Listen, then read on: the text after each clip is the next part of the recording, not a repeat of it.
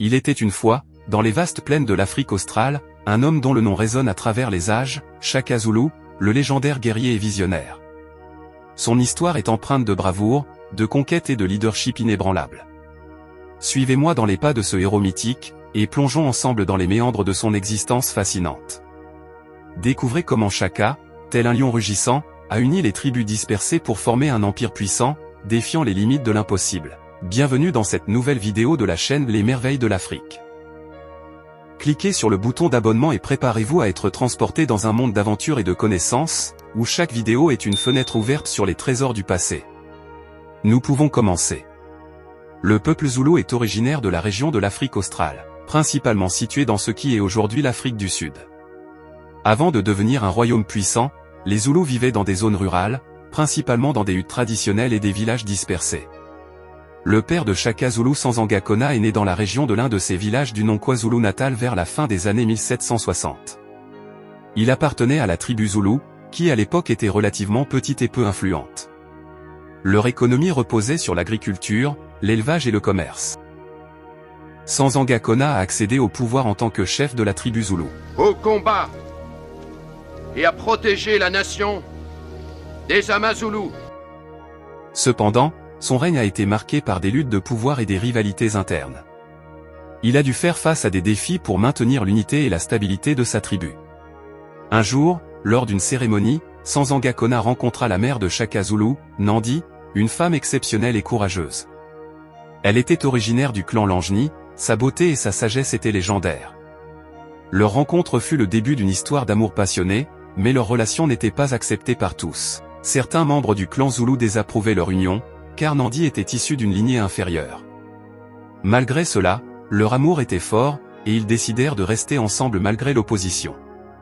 Quelque temps plus tard, Nandi prena la grossesse de Shaka, et cela créa encore plus de tensions au sein du clan Zoulou. Cependant, elle ne se laissa pas abattre et continua à soutenir Sanzanga Kona dans ses ambitions politiques.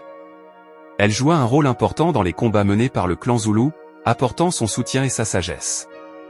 Shaka a vu le jour, en 1787. De son jeune âge, Shaka et sa mère furent bannis du clan Zoulou par des membres hostiles. Ils furent contraints de vivre dans la clandestinité, ce qui fut une période très difficile pour Nandi et Shaka. Malgré ces défis, Shaka a grandi avec une détermination sans faille.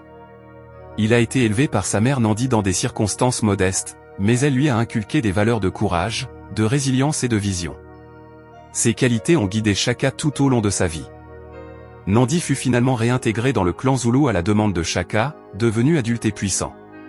Cependant, peu de temps après leur réconciliation, la mère de Shaka Nandi tomba gravement malade et décéda en 1827. Sa mort fut une grande perte pour Shaka, qui aimait profondément sa mère et avait toujours été inspiré par sa force et sa détermination. Mais cela n'a pas pu arrêter sa vision. Alors il s'est lancé dans une aventure qui allait marquer l'histoire. Shaka a commencé son règne en tant que chef des Zoulous en 1816 et a rapidement entrepris de transformer les tribus dispersées en une force unifiée. Shaka a réorganisé l'armée Zoulou, introduisant des tactiques militaires novatrices et des formations de combat. Les stratégies de Shaka étaient centrées autour de la discipline, de la rapidité et de l'audace. Il a introduit la célèbre « formation en corne de buffle », dans laquelle ses guerriers encerclaient et submergeaient leurs ennemis. Cette tactique a permis à Shaka de remporter des victoires éclatantes, d'étendre son territoire et d'affirmer son autorité. Le but de la campagne militaire de Shaka était de créer un royaume zoulou fort et prospère. Il cherchait à unifier les tribus zoulous et à consolider son pouvoir centralisé. Shaka a également encouragé le commerce, l'agriculture et la prospérité économique au sein de son royaume. Finalement, la vie de Shaka a été tragiquement courte. En 1828, il a été assassiné par ses propres demi-frères, qui craignaient son pouvoir croissant. Sa mort a marqué la fin d'une ère et a laissé un vide immense dans le royaume zoulou. Malgré sa mort prématurée, l'héritage de Shaka Zulu persiste jusqu'à ce jour. Son leadership visionnaire, ses stratégies militaires novatrices et ses réalisations politiques ont inspiré de nombreuses générations. Il reste un symbole de résilience, de détermination et de fierté pour le peuple zoulou et pour toute l'Afrique. Alors que nous nous plongeons dans l'histoire de Shaka Zulu et de ses parents, nous sommes témoins d'une épopée fascinante qui mêle triomphe et tragédie. Le récit captivant de leur vie nous rappelle l'importance de l'héritage culturel et de la persévérance face à l'adversité. Son histoire nous rappelle également l'importance de lutter pour la justice et la liberté, même dans les moments les plus sombres. Son héritage est un témoignage de la force et du courage des Africains qui ont façonné l'histoire de notre continent. Merci infiniment d'avoir suivi cette vidéo passionnante jusqu'à la fin.